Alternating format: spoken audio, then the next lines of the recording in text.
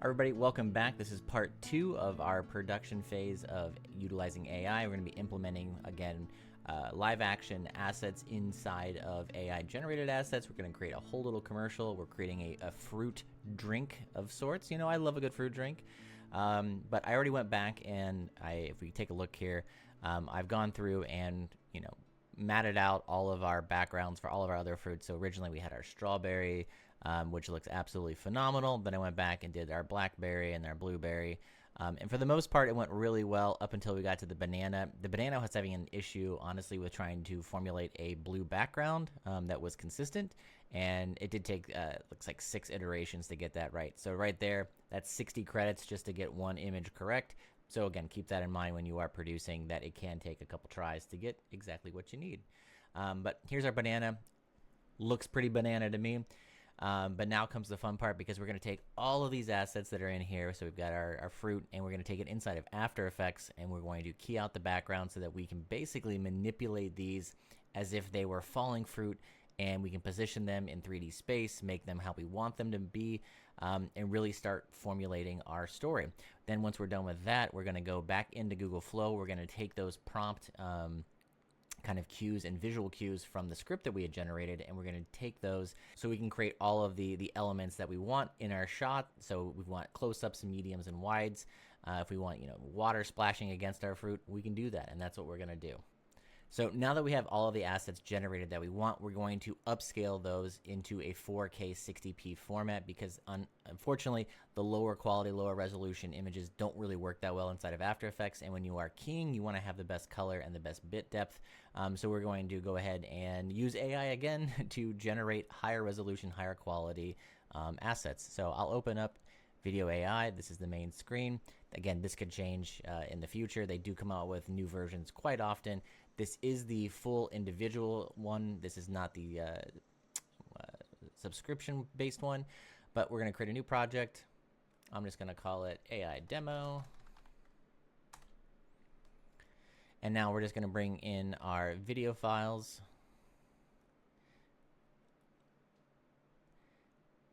And so what we have here is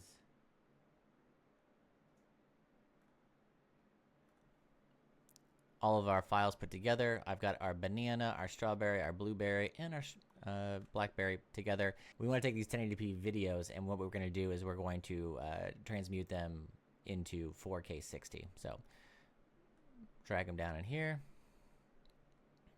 We're going to click on our first preset, which would be 4K convert to 60. And as we can see here in the screen, it looks really beautiful. Now, we are going to see a lot of things popping out that look extra sharp, and that's one of the caveats to doing upscaling inside of Topaz Labs, is that you are going to get a lot of sharpened or over sharpened images, but I'll show you how we can take those down and make them look more realistic inside of DaVinci Resolve in the final phase of the project here. But for the most part, we're going to use everything that's just standardized to it. You can use Starlight Mini, which Starlight Mini is a really great render engine and gives a lot more realistic look to it. The downside to it is, I'm not joking when I say it takes about 10 to 15 minutes, even on a computer that I have, to render out these images, and they're only 8 seconds. So it's a lot of time to upscale if you want the best quality. So what I'm going to do is I'm going to go through here. I'm just going to show you exactly how we start implementing it, and then we're going to take a little break, because it's going to probably take about an hour or 2 hours with all the content that we have to actually upscale it. Now, you can use something that has a lower quality codec to it. We could take it back down just to like 2K or a 2.5K image. And we could also reduce it from 60 down to 24 frames. But I will say, the 60p footage for AI footage makes it look far more realistic. And then what you do when you get into post-production is we'll actually speed up or ramp up the speed a little bit, maybe 150% to 200%. And that's going to make it way more realistic looking and give us a much better asset to use in our actual production. Okay, so coming back through here, output resolution is going to be 4K. We are going to use Prometheus. Or my apologies, we're going to use Proteus, upscale to 4K. We don't have to worry about the noise. We don't have to worry about the recovery of detail. Come down here. Now, what I will say is video AI does have the ability to give you SDR to HDR, and I have used the HDR on it, and it works fairly well. If you are taking it from Google Flow, it's not going to give you a lot of dynamic range or a lot of extra dynamic range, but it does give you a small boost of dynamic range, probably anywhere from like maybe a stop to a stop and a half. But that's a lot of extra information that you can then use to color grade, as well as to shape the image that you want in post-production.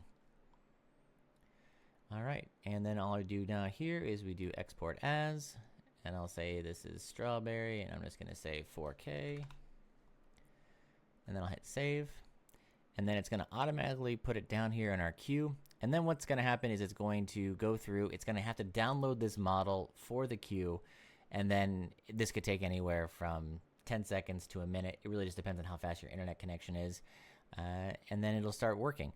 So I will say I am using a very powerful workstation here. I'm using a AMD Threadripper 9975WX, which is a pro-level computer. It's 32 cores with 64 core hyper-threading at 5.4 gigahertz. I've also got 512 gigabytes of RAM, and I'm also utilizing the NVIDIA 5090, which has another 32 gigabytes of video RAM, which is incredibly important, especially for programs like video AI that absolutely utilize every single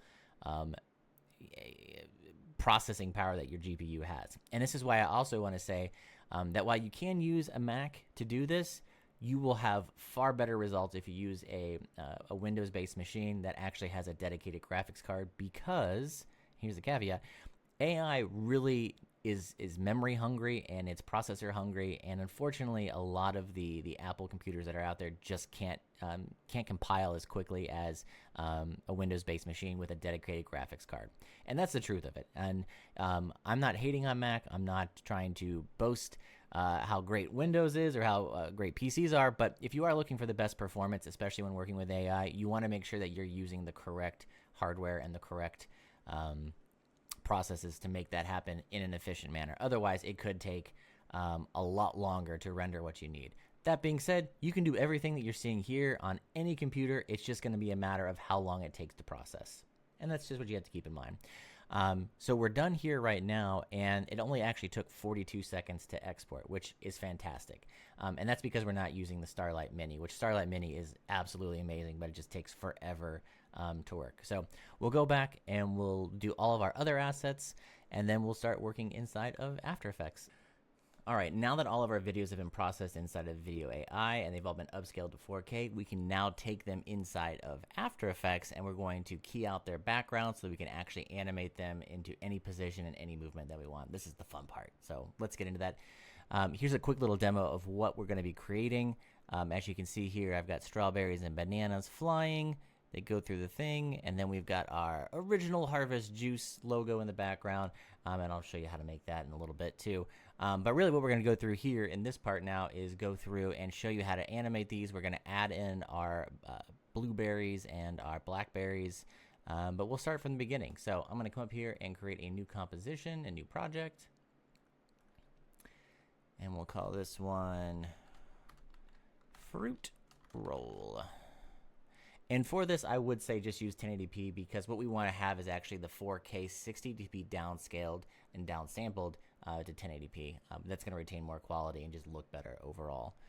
So I'll click OK. Got our blank screen here. I'm going to take the fruit that we had just exported. And I have all my blackberries and bananas. I'm going to drag it over there to import it.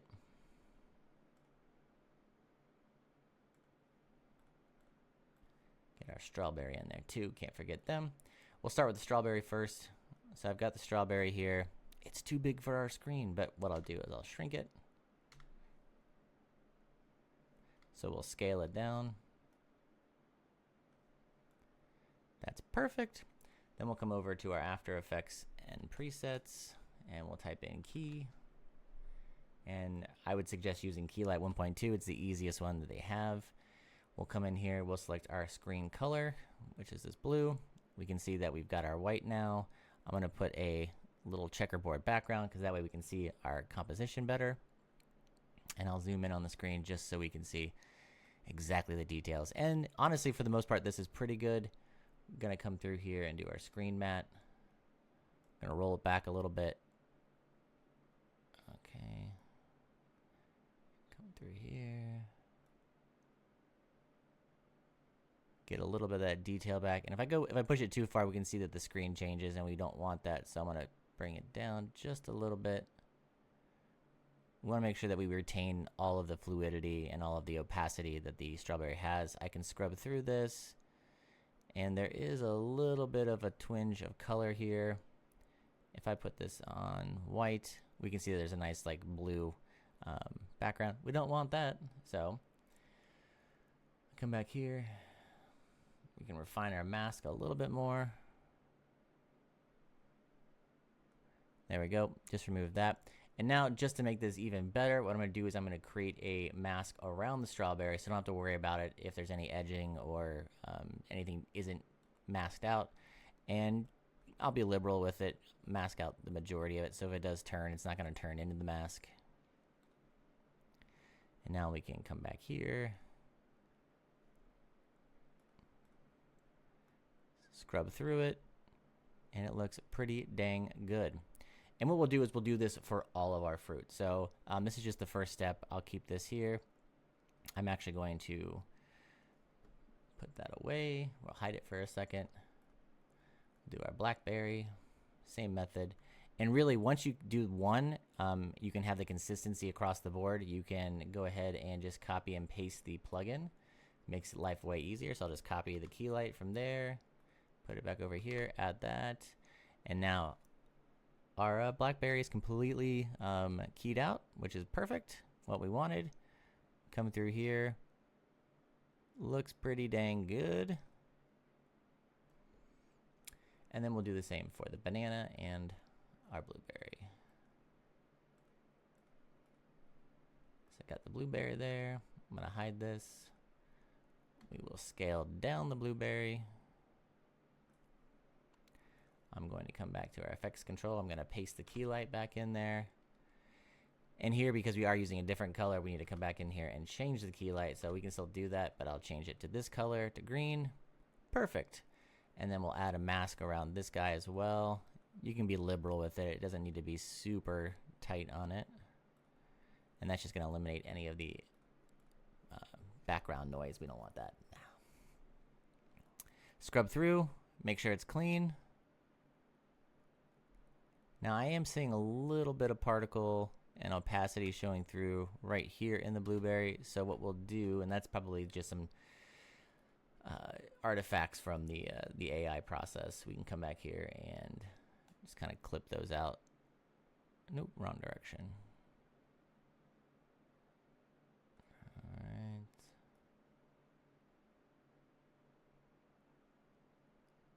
And there we go. Now that looks pretty clean to me, super sharp. I'll go back and check the rest of my fruit though, because it looks like the clip back is a little soft.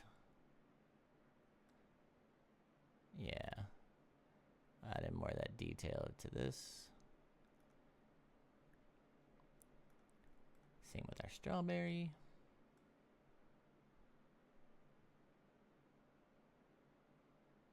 Awesome. And we'll do our banana as our last one.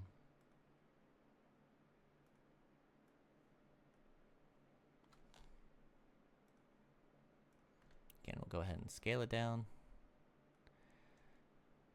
We'll apply our mask. That one's going to need a little bit of work.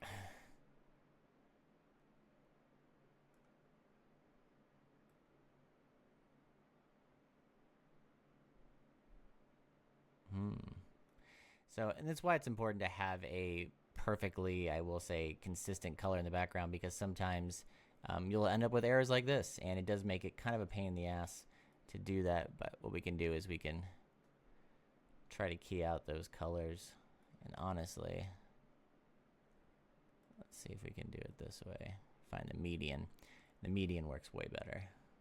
I'll mask out the banana. That gets rid of the black bars there. We can throw up white background, see how that works. Play it out. And honestly, it's not terrible. I will say that the banana is probably the biggest issue that we have here because there is a nice little like green outline on that. And that's just because the key that we were using couldn't take all of the colors and key out all of those channels. But this is going to work perfectly for what we want to do and what we want to create. But that's great. So we now have all of our elements. They're together. And then what we'll start doing now is animating our elements. And this is just going to be a simple, I'm going to make it all seem as if the elements are flying from the left-hand side of our screen to the right-hand side. I'm going to just do each one of these individually. We'll start with our strawberry first. I'm going to go ahead and start with positioning.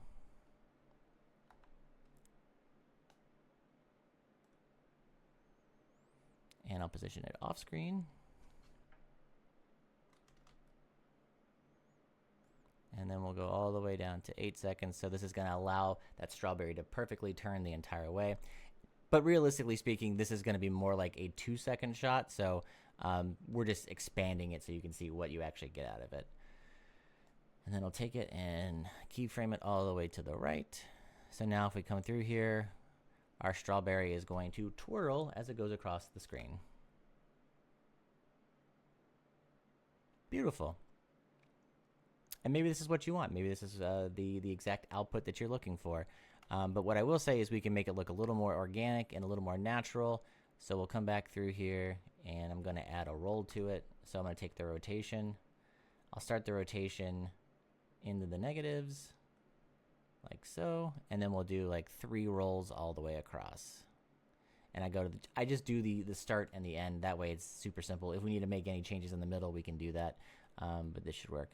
So then I'm going to increase it so that it rolls twice, 360 around, and then ends over there. So if we come back through here now,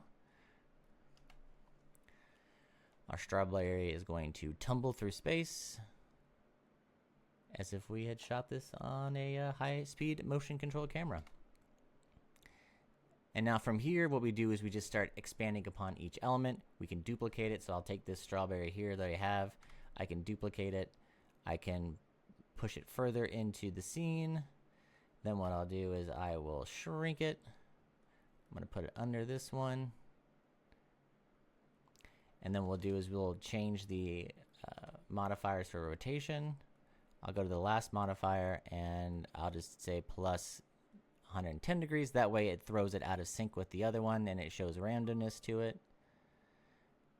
But we do want to make it so it's seen better. So what we can do now, there we go, is I'll have it start later. So throw that out. There goes that strawberry. Then the other one's directly behind it. Still not exactly what we wanted. Let's do it more so like it's like this. There we go. And then we can take that strawberry and start it sooner. So we change the position.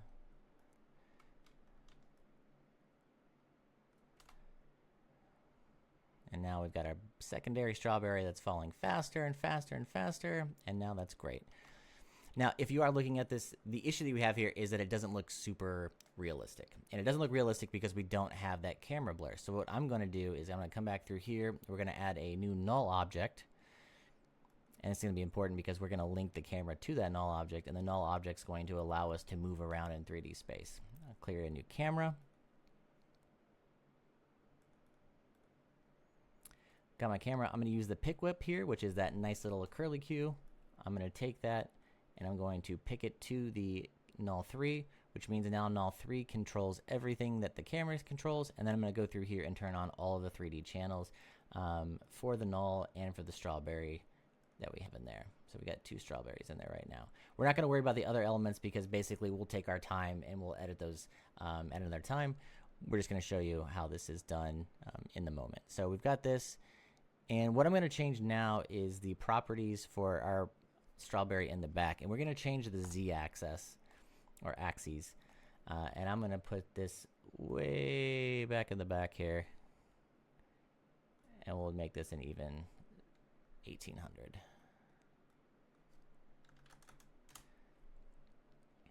Which means I do need to change all of the z-axis for the control points to 1800. That way it doesn't move and shift inside of the line. So now if we do this, it should look just like it is now. Perfect. Now this is where like the fun comes in, because now we can go to our camera, we can open the properties, go down to transform, camera options, and where it says depth of field, we can take this and turn it to on. And when we turn it to on, we can then change the aperture level. And as you see, I can change the aperture level right now, and we're getting a really beautiful bokeh. We've just created separation between our foreground strawberry and the background strawberry. And now if we play it, the foreground strawberry is going to be the one that's in focus, and the background is out of focus. And really what you have to think about now is, you know, what do you want to do creatively with this? I mean, we could add 10 more strawberries. We could add another strawberry that rotates from top to bottom. That way it gives it the appearance that there's multiple different types of strawberries. And that's what I would say you would want to do in a project like this. If we are making a real project, we'd want to go in and we want to make as many different variables of strawberries as possible. And we want to make it look as organic and as natural as possible. And that's how you do this. So we would build upon this stage here, creating fruit. I will do the same with another one. We'll take the blackberry here. Now the blackberry is in our frame, but our blackberry isn't in a 3D space, so we'll put him into a 3D space. That way we can put him in the background if we wanted to. But let's just say we'll have the blackberry take it from the top of the screen to the bottom of the screen and go diagonally across. So I'm going to start here at the end screen position. We'll set a keyframe. But I want to make it so that it's out of focus in the foreground. So I'm going to have it come towards the camera. We can see that it's out of focus. Now I'm going to change the scale. Bring the scale down to where the original size of it would be. And then we'll also go back and we'll keep playing around with this until we get to the right Z position. And as you can see, as I go further into space, it becomes more in focus and then more out of focus. So let's put it right here. Slightly out of focus. We'll also go and make sure that this is keyed out because we can see a mask around it right now. We don't like that. There we go. And we'll do a starting position up top here. And by the end of it, it's going to end all the way at the bottom. We can see that After Effects is creating its own little keyframe trajectory. And now if we come back here, our blackberry is moving in space, but it's not twirling. So we need to do the same kind of treatment we did with the strawberry. We'll go back, change the rotation of it, do Z rotation. And I'll start the Z rotation backwards at -100. And then we'll end down here at plus, let's say 300. Let's do a full turn and a half. Okay, perfect. So now if we come back here, our blackberry is tumbling through space. And this is rendering on full, so it's going to be a little laggy. But as you can see here, we are creating that nice depth. We've got a foreground, we've got a middle ground, we've got a background. Our direct foreground is out of focus, our background is out of focus, and our middle ground is what's in focus. And what you can do from here is you play around with the different focal lengths. So we could have it where the camera artificially targets the middle strawberry, then the foreground blackberry, and then back to the strawberry. As a creative, this is where it gets so exciting because you can go in here and just make whatever elements you want and then implement them inside of After Effects and then create the exact layout, the exact look that you wanted to begin with. But you're also inputting your own creativity into it, keeping it human, and creating a product that's honestly going to look absolutely incredible for whoever your client is. But think about this as far as it's not just for a fruit drink commercial. This could be anything. You could take camera gear. You could have these be cameras flying through. It could be lenses flying through. Literally anything you want, you could then implement it and then start using After Effects to stack in different layers, creating multiple new scenes in any way that your creativity can be manifested. And I think that's what's so exciting about this. So we'll continue through here. But basically, you get the gist of it. We can now create flying fruit with the elements that we made in Flow. And then from here, what we'll do is we'll actually create our own commercial. The next step is going to be going into Google Flow. We're going to go into Google Flow and have them we're going to create some scenes, if you want to say, using the elements that we have, and then those scenes will be implemented in the final version. And in the next part 3 video, we will then compile all of that inside of DaVinci Resolve. We'll create a nice little voiceover using 11 labs, and then we'll do a final output. But that does it for this chapter. As you can see, we've taken our assets and created something unique and something inspiring. But I want to say thank you so much for joining me, and I'll see you in the next chapter. Have a great day.